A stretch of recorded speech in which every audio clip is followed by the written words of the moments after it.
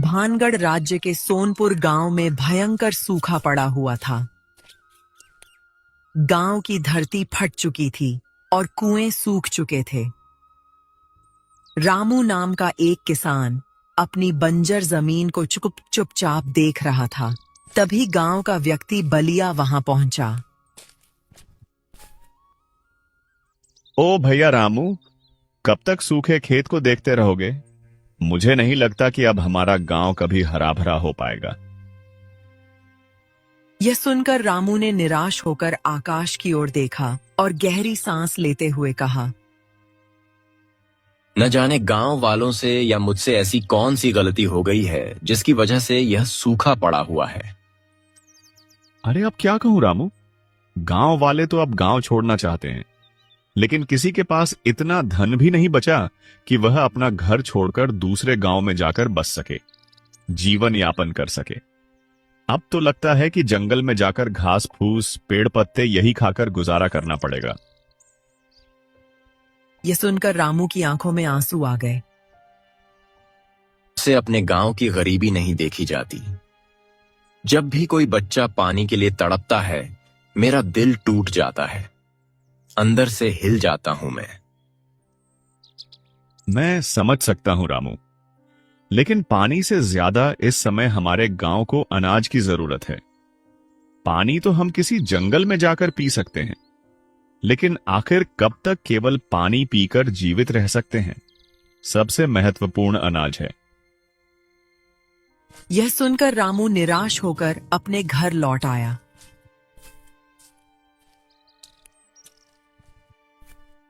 घर पर आते ही उसकी पत्नी नीलम उससे बोली, आखिर कब तक हमें सूखे गांव में रहना पड़ेगा? मुझे लगता है हमें यह गांव छोड़ देना चाहिए। अरे नीलम, तो तुम्हें क्या लगता है कि मैं छोड़ना नहीं चाहता? परंतु क्या करूं? इस गांव में मेरा बचपन बीता है।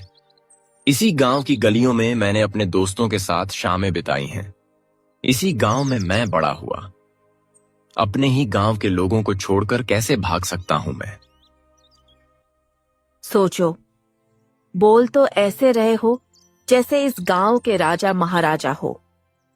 अरे तुम क्यों नहीं समझते कि इस गांव की धरती ने अनाज उगाना बंद कर दिया है और दूसरे राज्य ने अब हमें भीख में अनाज देना भी बंद कर दिया है।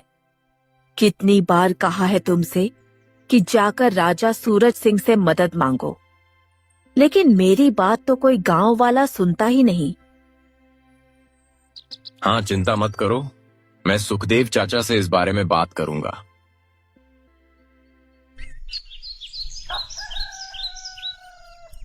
अगले दिन रामू सुखदेव चाचा के पास चला गया।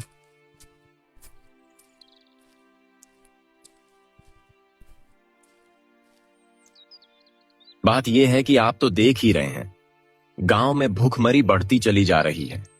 तो चाचा, क्यों ना हम राजा सूरज सिंह से मदद मांगने जाएं? अच्छा, और तुम्हें क्या लगता है कि राजा सूरज सिंह से गांव वालों ने मदद मांगने का प्रयास नहीं किया होगा?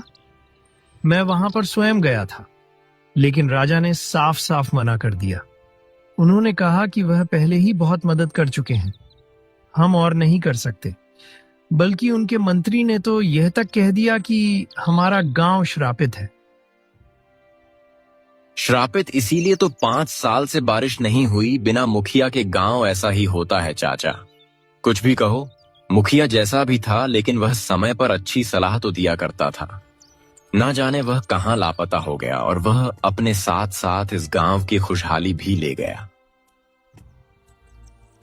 सही कह रहे हो रामू, मुखिया का परिवार भी बहुत परेशान रहा, लेकिन मुखिया का कुछ पता नहीं चला। जंगल का कहकर गया था और आज तक लौटा ही नहीं। उसके जाने के बाद गांव में कभी खुशहाली नहीं आई। वैसे भी गांव वाले उससे नफरत करते थे।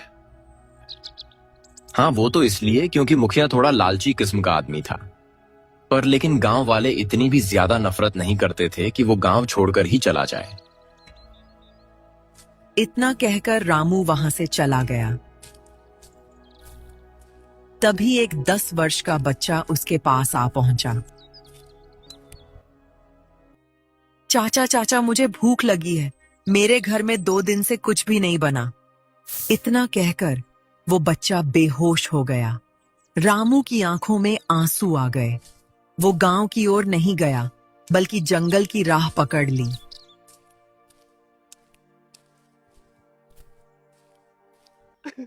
एक पेड़ के नीचे बैठकर फूट फूट कर रोने लगा और आकाश की ओर देखकर बोला, हे भगवान, हे भगवान, मुझसे मेरे गांव की गरीबी नहीं देखी जाती। भगवान, कुछ मदद करो। भगवान, कुछ मदद करो। तभी पेड़ के ऊपर से एक आवाज आई। समझ ले तेरी भगवान ने सुन ली। रामू चौंक गया। जैसे ही उसने ऊपर देखा, एक विशाल चिल उसकी ओर देख रहा था। चिल को देखकर रामू डर गया। आहा हा हा, मुझे देखकर डरने की जरूरत नहीं है रामू।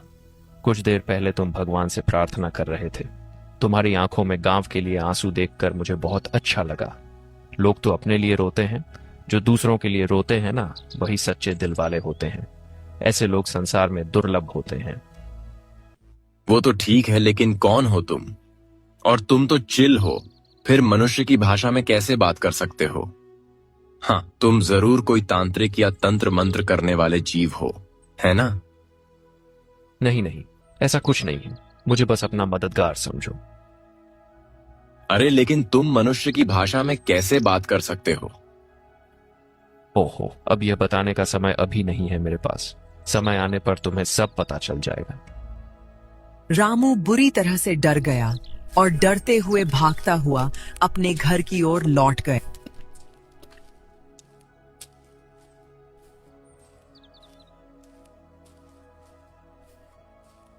उसके चेहरे पर डर साफ झलक रहा था। क्या हुआ रामू? ऐसे क्यों घबराए हुए हो? अरे नीलम, क्या बताऊं। जंगल में एक पेड़ के नीचे बैठा हुआ मैं भगवान से पूछ रहा था कि यह मुसीबत क्यों है, क्यों मेरे गांव के लोग इतनी तकलीफ में हैं। तभी पता है क्या हुआ। तभी पेड़ पर बैठा एक चिल मुझसे इंसानी आवाज में बात करने लगा। हे भगवान, क्या सच कह रहे हो? हाँ नीलम, मैं सच कह रहा हूं। कहीं तुम्हारा वहम तो नहीं था? अरे नहीं नहीं नहीं नहीं, मेरा कोई वहम नहीं है। मैंने उससे बात की है।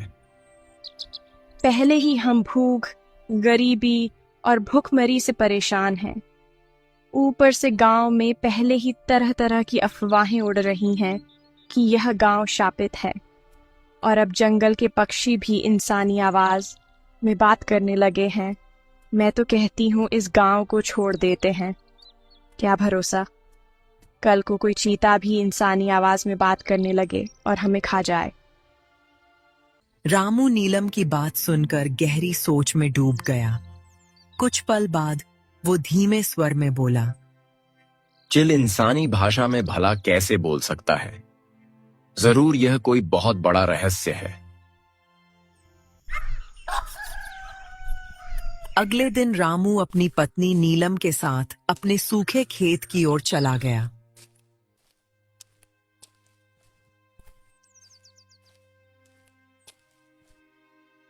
कब तक इस बंजर जमीन को देखोगे? अब तुम्हारी किस्मत में हल चलाना नहीं लिखा। ऊपर वाले ने जैसे गांव पर रहमत बरसाना बंद कर दिया है। नीलम का वाक्य पूरा होते ही रंग बिरंगी किरणों के साथ वही चिल वहां प्रकट हो गया। चिल को देखकर रामू एक बार फिर डर गया। अरे अरे अरे अरे, डर क्यों रहे हो? मुझे अपना दोस्त समझो। ऐसे बात करो मुझसे।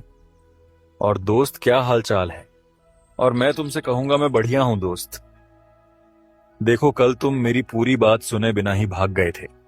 मैं तुम्हारी मदद करना चाहता हूं। मैं जानता हूं कि तुम्हारे गांव में बारिश क्यों नहीं हो रही है। तुम्हारा गांव वाकई में एक श्राप की चपेट में है। क्या ये क्या कह रहे हो तुम? मैं बिल्कुल सच कह रहा हूं, लेकिन तुम मेरी बात ही नहीं सुन रहे। चिल की बात बीच में ही रह गई। तभी नीलम चौंक कर बोल उठी, तुम किससे बात कर रहे हो रामू? दरअसल चिल केवल रामू को दिखाई दे रहा था। नीलम को वो कहीं नजर नहीं आ रहा था। हैं, तुमने नहीं देखा? अरे तुमने देखा नहीं किस तरह से रंग बिरंगी किरणों से चिल प्रकट हुआ और मुझसे बात कर रहा है? क्या बात कर रही हो? क्या तुम्हें चिल नहीं दिखाई दे रहा? भगवान की कसम, लगता है गांव की गरीबी और भूखमरी ने तुम्हारे दिमाग को खराब कर दिया है। कहाँ है चिल? मुझे तो कुछ दिखाई नहीं दे रहा। मुझे केवल तुम देख सकते हो रामू, क्योंकि मुझसे कहा गया था कि जिसका मन सोने की तरह शुद्ध होगा वही मुझे देख और सुन सकेगा। इस गांव में ऐसा कोई भी नहीं है। मैं बरसों से उस पेड़ पर बैठा तुम्हारे जैसे किसी सच्चे इंसान की तलाश में था। न जाने कितने लोग वहां से गुजरे, न जाने कितनों से मैंने बातें की, पर कोई भी मुझे देख और सुन नहीं पाया। पर अब जब पहली बार तुमने मुझे देखा है तो मैं खुशी से झूम उठा, यह सोचकर कि चलो कोई तो है, अरे कोई तो है जो मेरी बात सुन सकता है। हाँ, अब मुझे तुमसे कम डर लग रहा है। सही बताऊं तो। अरे तुम अकेले में किससे बात कर रहे हो रामू? अरे नीलम, ये चिल तुम्हें नहीं दिखाई दे रहा? मैं जानता हूं, लेकिन मुझे दिखाई दे रहा है। इस चिल का कहना है कि वो केवल मुझे दिखाई देगा। यह सुनकर नीलम बुरी तरह से डर गई और बोली, हे भगवान, अब इस गांव में और क्या क्या देखना पड़ेगा। इतना कहकर नीलम बेहोश हो गई। रामू नीलम को उठाने ही वाला था कि तभी चिल बोला, डर की वजह से बेहोश हो गई है। चिंता मत करो, कुछ देर में होश आ जाएगा। अच्छा, अब मेरी बात गौर से सुनो। इससे पहले कि श्राप पूरे गांव को निगल जाए, तुम्हें इस गांव को श्राप से मुक्त करवाना होगा, और मुझे भी। क्या मतलब? यूं समझ लो कि इस गांव से ही मेरा श्राप जुड़ा हुआ है। बस इससे अधिक मैं कुछ नहीं बता सकता। परंतु श्राप कैसे दूर होगा? मैं ये बता सकता हूं। सुनो, तुम्हारे गांव में मुखिया के बाद गांव के लोग सबसे अधिक किसकी बात मानते हैं? बताओ। रामू गहरी सोच में डूब गया और बोला, हमारे गांव में वैसे तो मुखिया वर्षों पहले लापता हो गया था। उसके बाद देखा जाए तो अगर गांव में सबसे ज्यादा किसी की बात मानी जाती है तो वह तो सुखदेव चाचा हैं। वैसे सुखदेव चाचा भी मुखिया के बराबर ही माने जाते हैं, लेकिन हाँ, मुखिया से वह बहुत अलग हैं, क्योंकि मुखिया लालची था।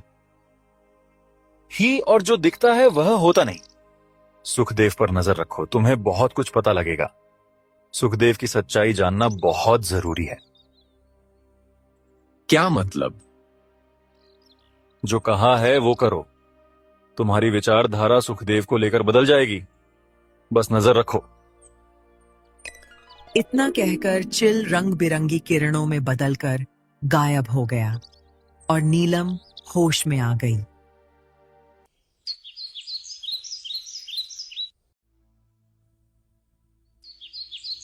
रामू नीलम को सहारा देकर घर ले आया और पूरी घटना उसे बताने लगा। न कुछ देर बाद नीलम सामान्य हो गई और बोली, मुझे तो चील की बातों में कोई सच्चाई छुपी लगती है। अगर वो कह रहा है कि सुखदेव चाचा पर नजर रखो तो जरूर कुछ होगा। हमें नजर रखनी चाहिए।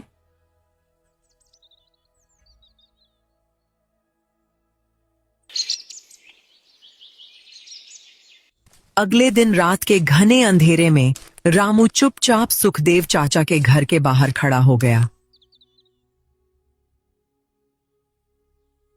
अंदर सुखदेव अपनी पत्नी आरती से बात कर रहा था।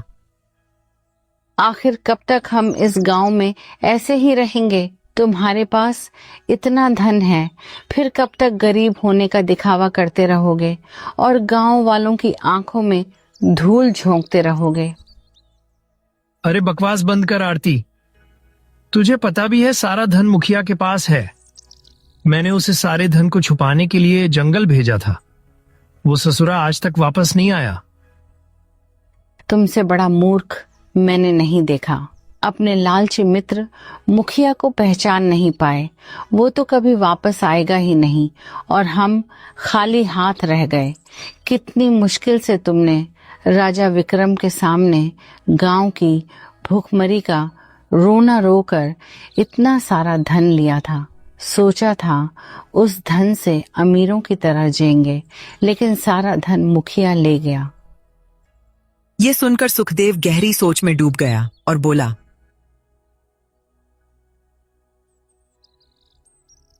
हाँ, मुखिया लालची जरूर था, लेकिन मेरा मित्र भी था। अगर वह भागने वाला होता तो उसका परिवार आज भी यहाँ क्यों होता? मुझे तो ऐसा लगता है कि जरूर वह किसी मुसीबत में है। मैंने उसे जंगल में बहुत तलाशा, लेकिन कुछ मिला नहीं। हे भगवान, आखिर हमें कब तक यह दिन देखने पड़ेंगे?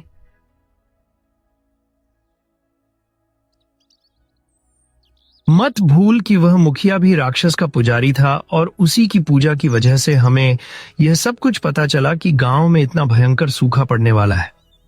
और हाँ, उसने यह भी सलाह दी थी कि हमें राजा सूरज सिंह के पास जाना चाहिए और सूखे की भविष्यवाणी को लेकर ढेर सारा धन मांगना चाहिए।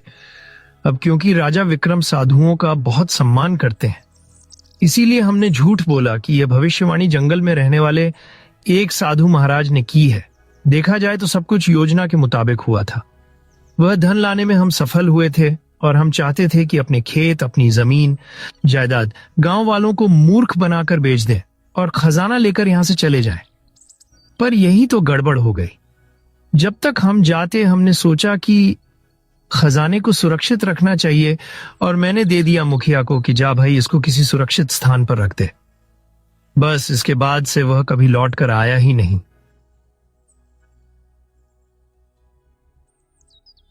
बाहर खड़ा रामू यह सब सुनकर बुरी तरह चौंक गया।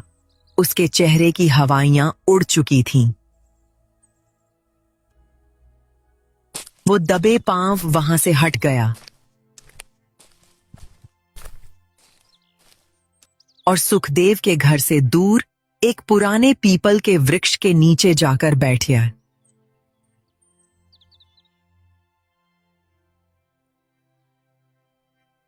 तभी वहां पर अचानक रंग बिरंगी किरणों में वही चील प्रकट हुआ।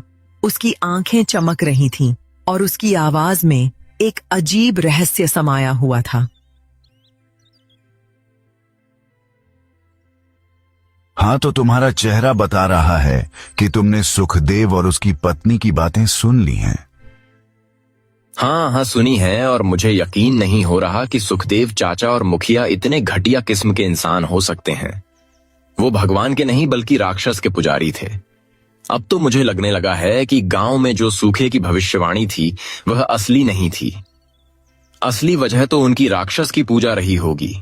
और यह भी लग रहा है कि कल सुखदेव चाचा ने जो राजा सूरज से मदद की बात की थी वह भी झूठ था। हम तुम सही कह रहे हो, क्योंकि सुखदेव अब दोबारा कभी भी राजा सूरज के पास नहीं जाएगा, और जाएगा भी तो कौन सा मुंह लेकर जाएगा। राजा सूरज तो पूछेगा कि उसने जो खजाना दिया था वो कहां गया। खैर, वो सब छोड़ो। वैसे मैं जानता हूं कि वो खजाना कहां छिपाया गया है। क्या तुम्हें कैसे पता? हाँ, तुम सवाल बहुत करते हो। ये क्या, वो क्या, ऐसे कैसे? चुपचाप अब मेरे साथ चलो। आ जाओ, आ जाओ। मैं चाहता हूं कि यह श्राप जल्द से जल्द खत्म हो। आओ, जल्दी से चलो।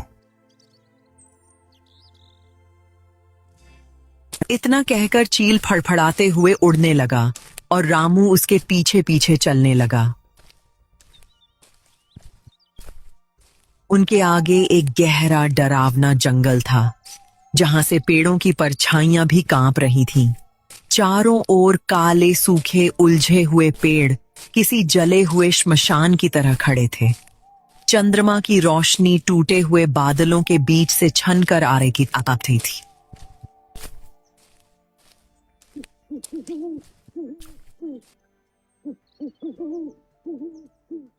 अरे चील, ये जंगल तो बहुत डरावना है। हम किस ओर जा रहे हैं? डर से बड़ा कोई भ्रम नहीं होता रामू। चलो, हम गुफा के करीब पहुंच चुके हैं। आ जाओ।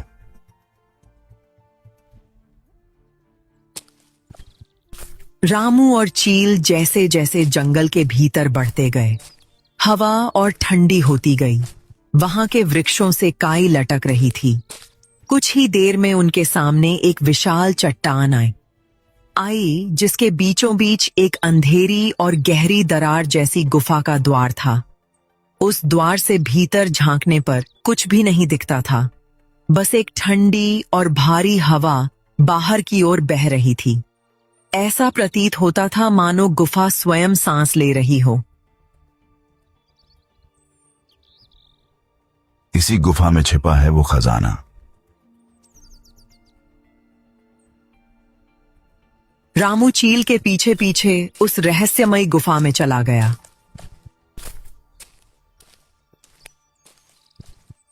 भीतर पहुंचकर उसकी आंखें चौंधिया गईं। वहां अथाह सोना, चांदी और रत्नों का ढेर पड़ा हुआ था।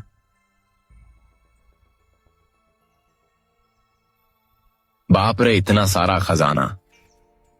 हाँ, राजा विक्रम ने अपना आधा खजाना साधु के नाम पर दे दिया था। यह तो उसका कुछ अंश है। अब तुम्हारे सामने दो रास्ते हैं।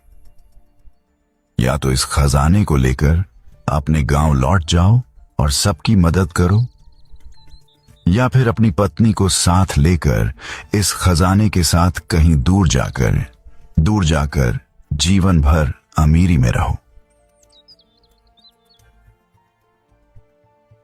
अरे बकवास मत करो। तुम जानते हो कि मेरे लिए यह खजाना कुछ भी नहीं है। मैं तो बस इतना चाहता हूं कि मेरे गांव के लोग भूख से ना मरे। मुझे आज भी याद है, वह बच्चा मेरे पास आया, भूख भूख कहते हुए बेहोश हो गया। नहीं, मेरे लिए इस खजाने की अहमियत बस इतनी ही है कि मैं सबकी मदद करूं, बस। तभी रंग बिरंगी चमक फैल गई और एक साधु प्रकट हो गया जिसे पहले रामू ने कभी नहीं देखा था। रामू, सवालों के जवाब मैं बाद में दूंगा।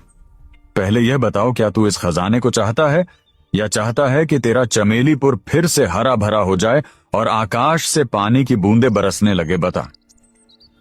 प्रणाम साधु महाराज। अगर मेरा गांव फिर से हरा भरा हो जाए, सूखा समाप्त हो जाए, तो मैं इस खजाने को देखना भी नहीं चाहता। नहीं चाहिए मुझे खजाना। इतना कहते ही वही चील रंग बिरंगी चमक के साथ बदल गया। अब वहां मुखिया खड़ा था। यह देखकर रामू स्तब्ध रह गया।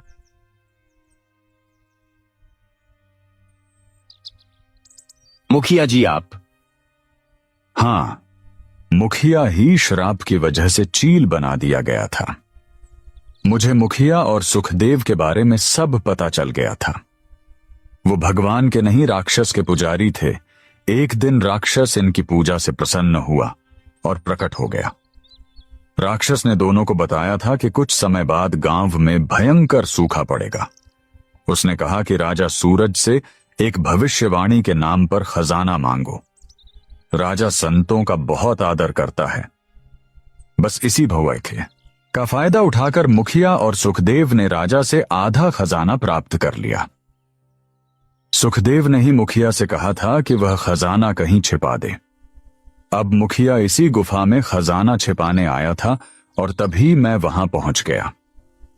मैंने उसे बहुत समझाया कि असली प्रकोप उसकी राक्षस पूजा की वजह से ही आने वाला है, मगर वह नहीं माना तो नहीं माना। फिर मैंने उसे श्राप दे दिया कि यह चील बन जाए और चील बनते ही मुखिया रोने लगा।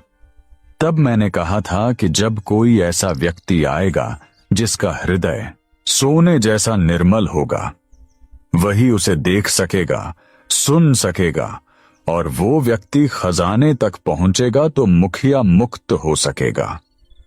और तुम वही व्यक्ति हो। अब चमेलीपुर में कभी भी सूखा नहीं पड़ेगा, निश्चिंत रहो।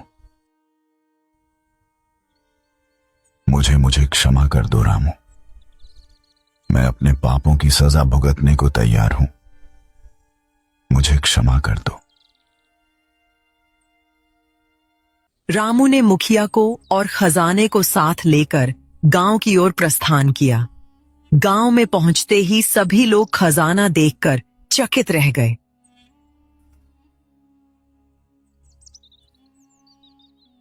सुखदेव डर के मारे कांपने लगा। हाँ, डर क्यों गए सुखदेव चाचा?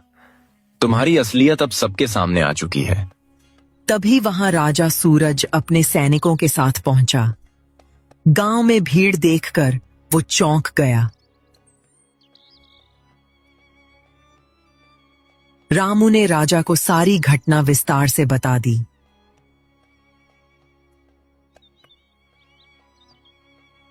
हाँ, यह बात है।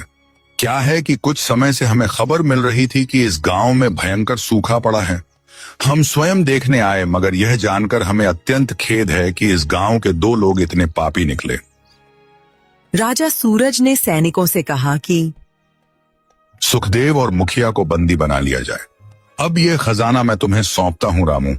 मुझे तुम पर पूर्ण विश्वास है कि तुम इसका उपयोग गांव वालों की भलाई के लिए ही करोगे।